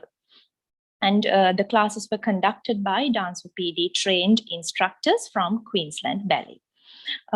So we anticipated that compared to a single dance style, the improvement would be higher as the Dance for PD model incorporates different dance techniques and cognitive skills. So there were three distinct elements in these classes, the seated dancing, then the standing dancing, and progressive standing dancing. recorded music was used, and this music was carefully selected by the senior dance teacher, and it ranged from classical to modern. So the dance group and control group both had a baseline assessment and post-intervention assessment. And a comprehensive set of measures were used, which were valid, reliable, and validated for Parkinson's disease. The disease severity was assessed using the the Movement Disorder Society Unified Parkinson's Disease Rating Scale. The biomechanical analysis of the gait was conducted by Vicon motion capture system, and a battery of clinical tests and questionnaires were used to assess the functional mobility. And then cognition was assessed using the NIH toolbox, and the level of habitual physical activity was measured using ActivePal activity monitors. So when moving on to the results, we found a high level of adherence with no adverse effects such as falls. And there were areas that significantly improved, mainly the disease severity, fine manual dexterity, functional mobility, which mainly included balance and walking, the psychological symptoms, mainly the anxiety and depression, and the quality of life. And the findings of the biomechanical analysis of the gait, which was the main focus of our study. In normal walking, there was a significant improvement in the dance group in gait velocity, cadence, that means the steps per second, step length, and stride length on even surface. There were limited improvement on uneven surface walking. For dual task walking, there was a significant improvement in the same areas, the gait velocity, cadence, step length, and stride length, while engaged in serial subtraction tasks and verbal fluency tasks. That means we asked them to subtract numbers from a given number while they're walking, and also to generate words from a given letter, which was really challenging for them. On uneven surface, there were improvements shown in serial subtraction only. Related to cognition, we had mixed results. There was a significant improvement in executive function. However, the remaining cognitive skills did not change. The volume of habitual physical activity exhibited no change in both groups. Eventually, we concluded that the dance classes based on dance PD model had clear benefit on gait, disease severity, psychological symptoms, quality of life, and on selected cognitive skills. And it also provided essential data for undertaking a future large-scale randomized control trial. So when we think about the reasons for improvement, there may be a number of reasons for this improvement. These dance classes use execution of dance patterns, and it involves motor planning and memory. And also these dance classes use different attentional cues such as visual, auditory, and somatosensory. And also the components of aerobic mobilization and balance exercises are embedded in these dance classes. And also some of the dance patterns provide opportunity for multitasking, which is why we assume the improvement in the dual tasking has improved. And then overall, it is a pleasurable experience for participants. There is an opportunity for socialization, and also facilitate the psychological adjustment of the disease when they meet the people who have the same condition. So as a future direction, the current study could be replicated in a more diverse sample of people with additional parallel groups at multiple sites, because we had to be limited with the PhD timeline, so we had some limitations. However, this could be done at different sites within Australia, and also while multiple benefits were observed, it is still unclear the durability of these effects. So it is important for future studies to have a follow-up evaluation to find whether these effects can be extrapolated to daily life. And also there is a scope to find the effects of music in improving the symptoms of the Parkinson's disease. And also it is important to improve the awareness of the clinicians and therapists to explain and direct the patients to have the most beneficial combination of treatment to have better outcomes. So overall, this research project became a success, and upon the completion of the classes, the participants requested an ongoing class, and the QT commenced an ongoing class for the participants. And also we had a number of conference presentations and also publications in peer-reviewed Q1 journals. And then there were some awards, the Silver Oral Presentation Award at the PPCR conference in Hong Kong, and the Best Poster Presentation Award at Annual Research Symposium, University of Colombo. So I believe that this study has broadened the understanding of the effects of dance on Parkinson's disease and added new knowledge to the existing literature. And also, this study has confirmed that this dance for PD model is successful within the intended population and has a high demand as a therapeutic intervention. Thank you.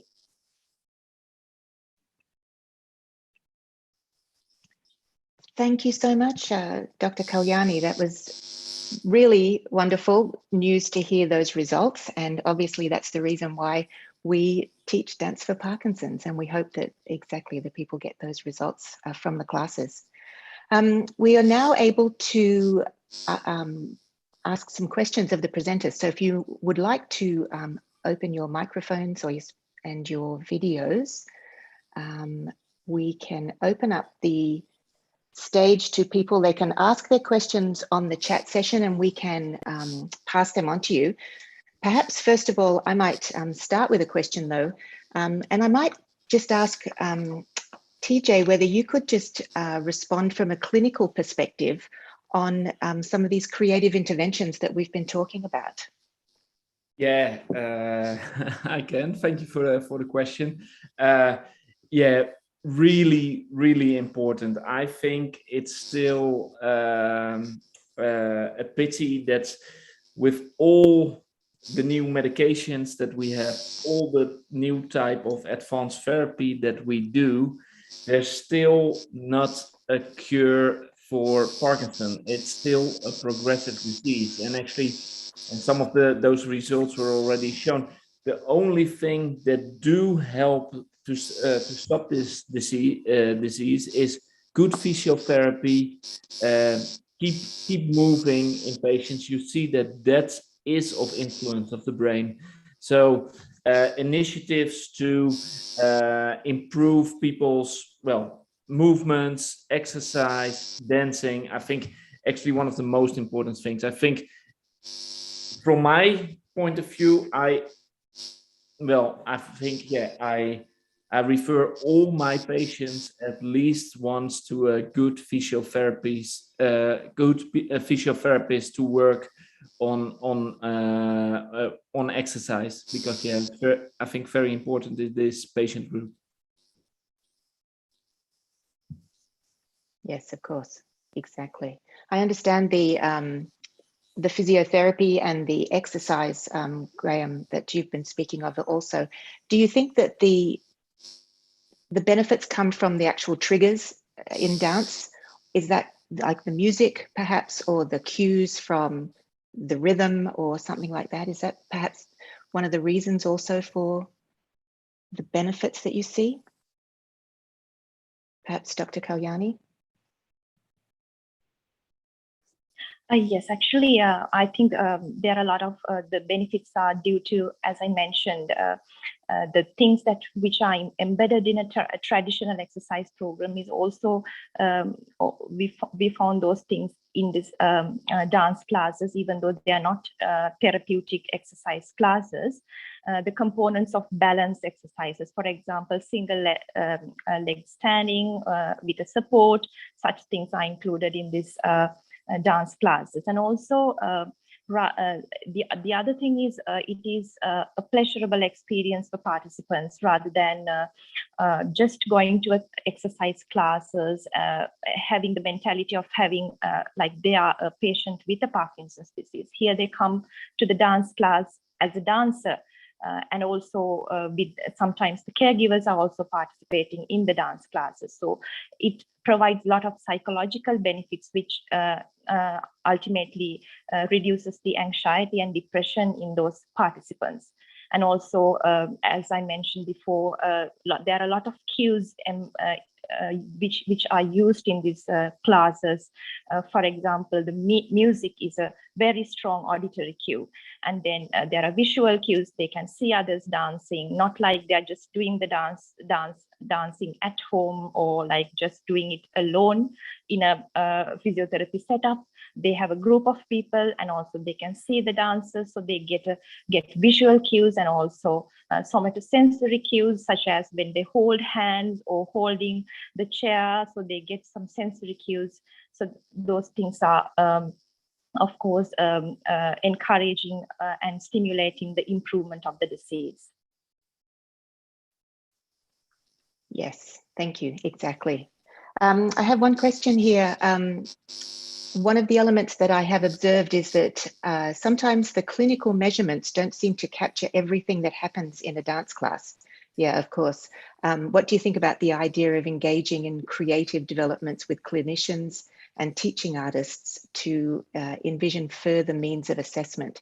And I guess we're talking the social side as well, and the well-being side, basically. Yeah, I don't know who'd like to answer that one.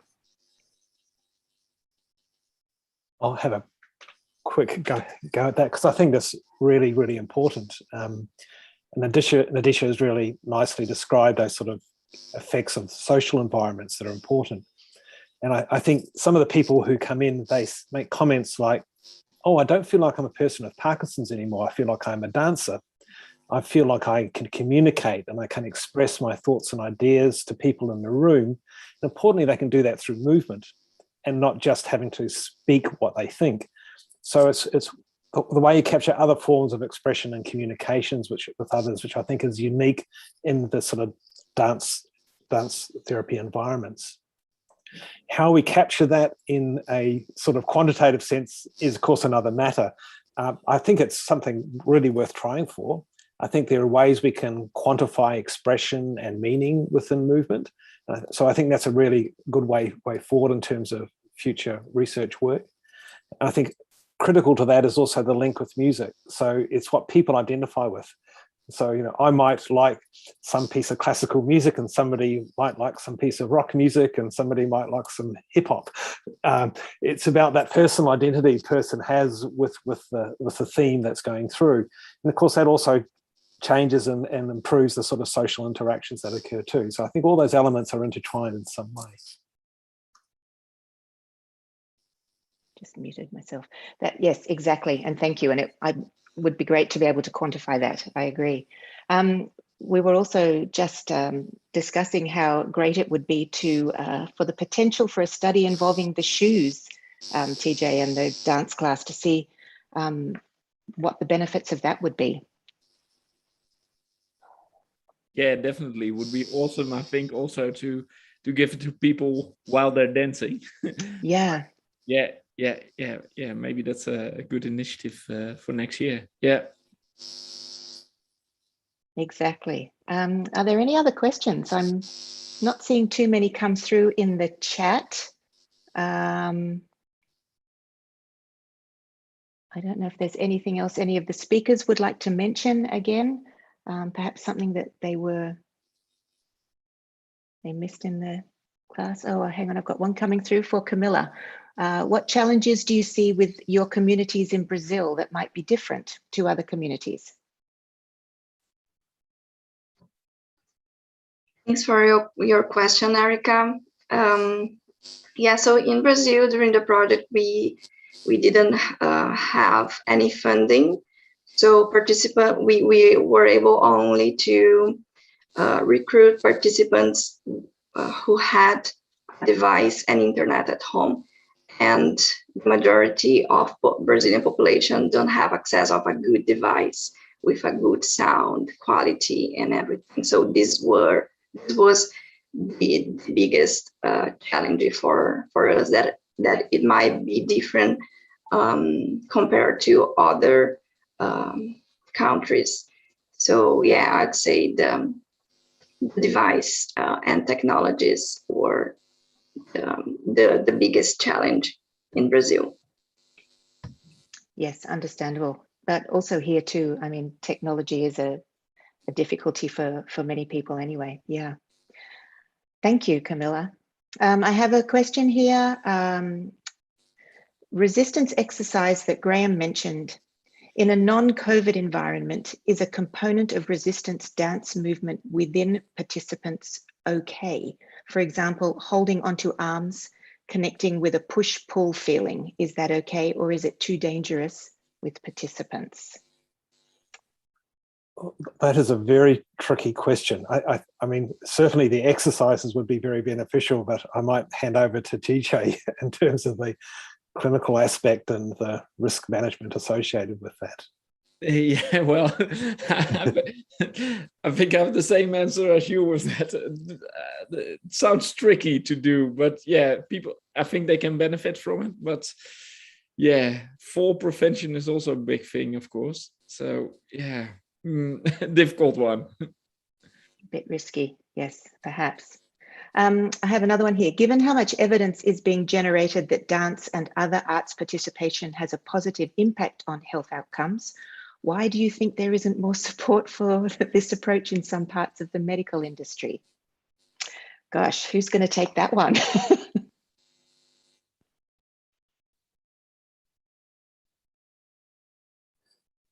I think it's a very difficult one. Because it's a whole culture about how you approach the condition, and we need to influence the culture of our society in a way that is a much more acceptable way of being within our culture. It's not that I don't know multiple medical people who are not artists in their own rights as well as practitioners, so I'm sure there's no lack of willingness to have this sort of engagement, but it's the models that are used by government agencies in terms of how they, you know, I guess, compensate for treatment or have prescriptions, etc. Absolutely. And there was just a, sorry, I didn't mean it to be a tricky question. That was from Elliot. Okay. Are there any more questions coming through? Just reading my screen. Research often involves lots of collaboration across sectors and actors. Do you have any suggestions about how to make this kind of collaboration successful? Any takers?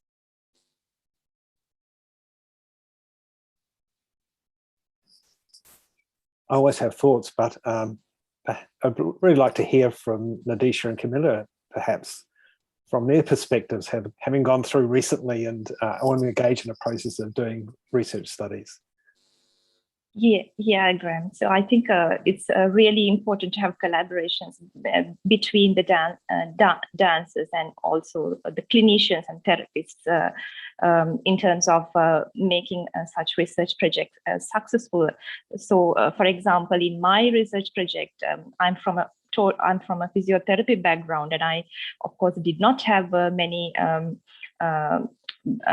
knowledge or any background in dance. However, it became a really successful as well as very interesting experience for me, going through this and learning and undergoing some of the dance courses at Queensland Ballet and getting familiar with this dance background, and also becoming a part of the dance PD community as a physiotherapist. So I see the comparison between just becoming a physiotherapist and doing just an exercise program for participants. And sometimes that is not very interesting or they may not be adhering to the exercise program for long term if I just do an exercise program for them.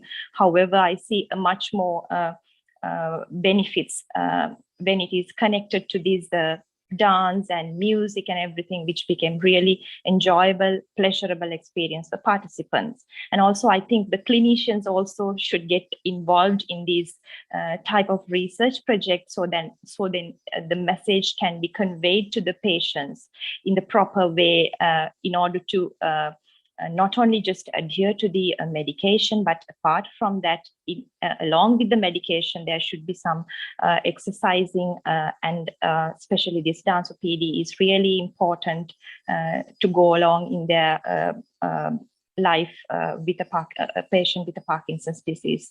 It's really important. So I think these collaborations are really important in terms of research and also clinical practice as well.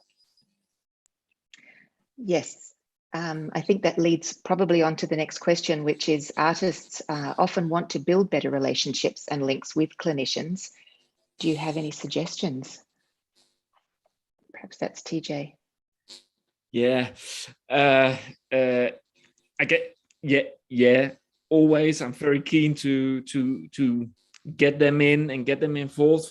For example, I think what you need is just a good team and people who are keen to do research or do collaboration initiatives. For example, I know Graham sometimes visits us on Friday Clinic in Wynnum, and then not only he's seeing what we are doing, but we are also hearing from him what he's currently busy on. And for example, with PD Queensland, they're now every Friday, once a month, sorry, not every Friday, once a month. They come on Friday, and also they are just sitting there, and our patients, we say, well, after they visited us, look, Queensland, Parkinson's Queensland is here today.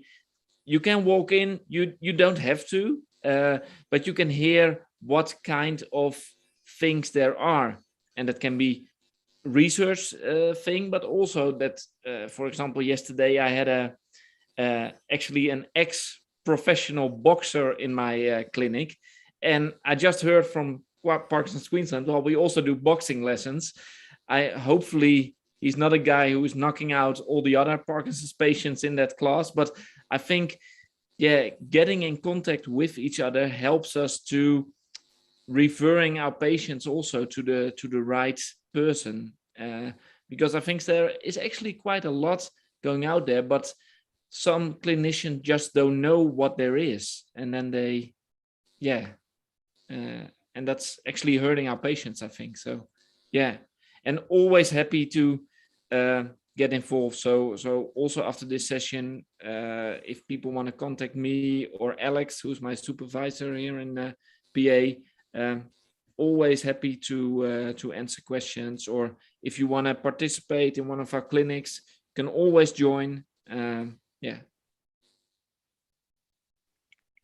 Thank you for that invitation. Okay, I think we may be taking just one last question. And this could be all of you or a couple of you anyway. If you could research anything next, no external parameters, what would you like to investigate next? Camilla? Yes, so very good question. I think regarding dance research, we have so much things that we need to investigate, and some of them is really hard to measure.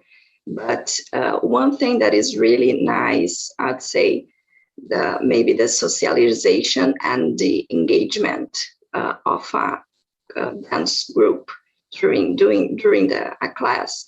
We can do that with